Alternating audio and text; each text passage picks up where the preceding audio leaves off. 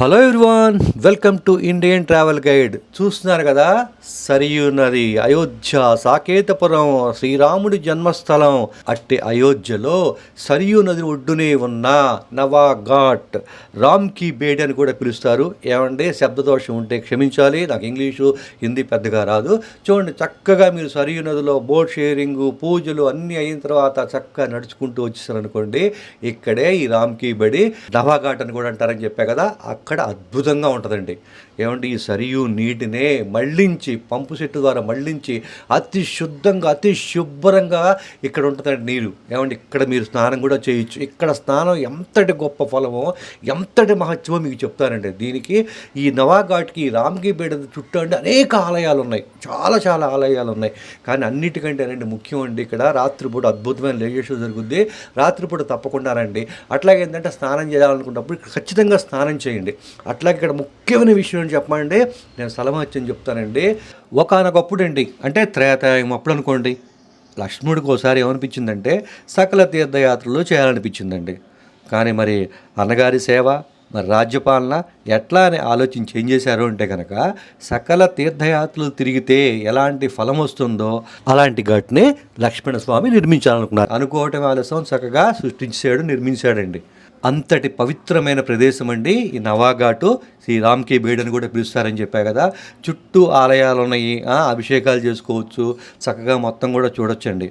అట్లాగే ఇంకో ముఖ్యమైన విషయం ఏంటి తెలుసా అండి, ఇక్కడ కనుక అబద్ధం మాత్రం చెప్పకూడదండి.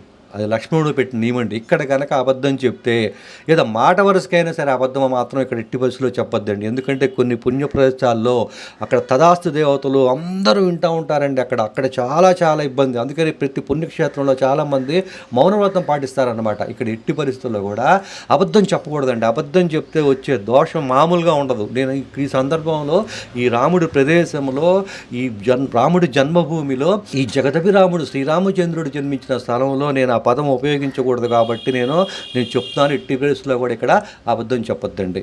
అలాగే స్కాంద పురాణం ప్రకారం అండి, శ్రీరామచంద్రులు వారు రావణ వధ తర్వాత సరియు నదిలోంచి వైకుంఠం చేరారు కదండి. ఆ తర్వాత లక్ష్మణుడు నిర్మించిన ఆ రామ్కీ పడిలో నీరు మొత్తం ఎండిపోయిందండి. ఆ తర్వాత ఏం చేశారు అంటే కనుక, ఈ సరియు నదిలోంచి నీటిని మళ్లించారు. ప్రస్తుతం అయితే మనం ఏం చేస్తున్నామంటే, ఇప్పుడు ప్రజెంట్ పరిస్థితుల్లో ఈ సరియు నదిలో నీటిని అత్యద్భుతమైన టెక్నాలజీ ఉపయోగించి పంపు సెట్ లాంటి, అంటే ఆ పంపులు నీటి శుద్ధి చేస్తారు కదా, ఆ వాటినంతా కూడా తీసుకొచ్చి ఏం చేస్తారంటే ఇక్కడ ప్రవహింపజేస్తున్నారండి ఘాటు దగ్గర.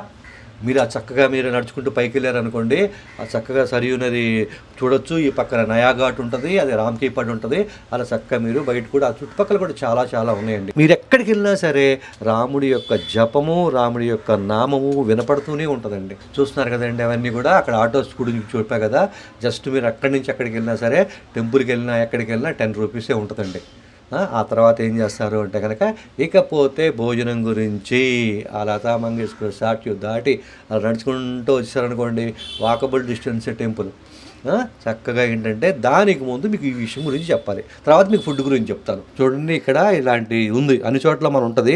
కాకపోతే ఇది మీకు ఎందుకు చూపిస్తున్నానంటే కనుక, నేను ఇప్పుడు ఏం చేశారంటే, ఈ పగటిపూట ఇలాంటివి వచ్చినప్పుడు మీరు తిరగద్దు అట్లాగా.